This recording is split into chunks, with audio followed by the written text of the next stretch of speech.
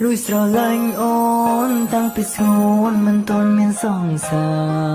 រតែមិនដឹងត្រូវធ្វើយ៉ាងណាឲ្យជីវ៉ាបានយល់ពីចិត្តទេ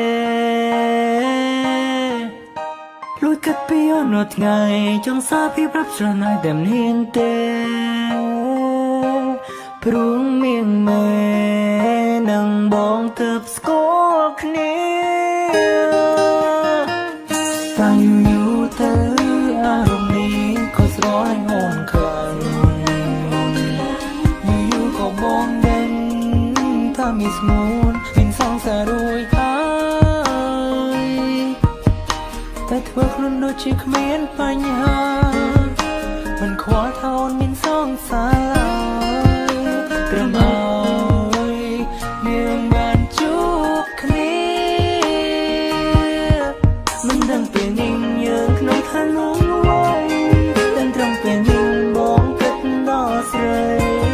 នឹកដល់អូនបាត់បារម្ភស្មួនស្រមោស្រមៃនឹកដល់អូនគ្រប់ពេលនឹងច្បាស់ពេលនេះអូនក៏មិនសង្សារតែបងបាត់ហាមចិត្តខ្លួនឯងមិនបានទេ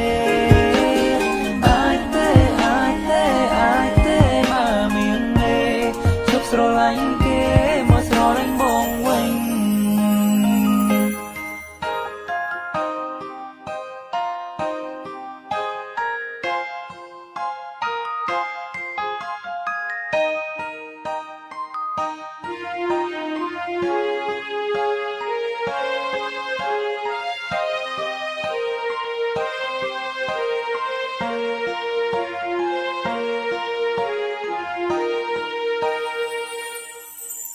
លួយស្រឡាញ់អូ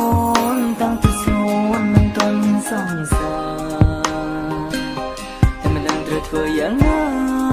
ឲ្យជីវ៉ាបានយល់ពីចិត្តទេលួយគិតពីអនុថ្ងៃចង់សារពីប្រាប់ស្រណោយតែមិនហ៊ានទេ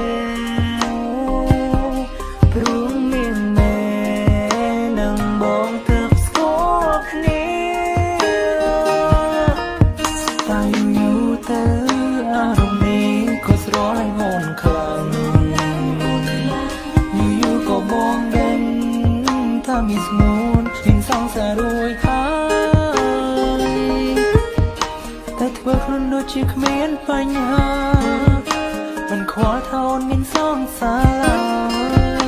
ត្រឹមឲ្យមានបានជួបគ្នាមិនដឹងពេលនេះយើងក្នុងឋានៈអ្វីតែត្រឹមពេលនេះបងគិតដល់ស្រីនឹកដល់អូនបាត់បារម្ភស្មួនស្រមោស្រមៃនឹកដល់អូនគ្រប់ពេលនឹងច្បាស់ពេលនេះអូនក៏មិនសង្សារតែបងបាត់ហាមចិត្តខ្លួនឯងមិនបានទេមានមេជប់ស្រឡាញ់គេមកស្រឡាញ់បងវិញយើងក្នុងឋានៈអ្វីដឹងត្រឹមពេលនេះបងគិតដល់ស្រី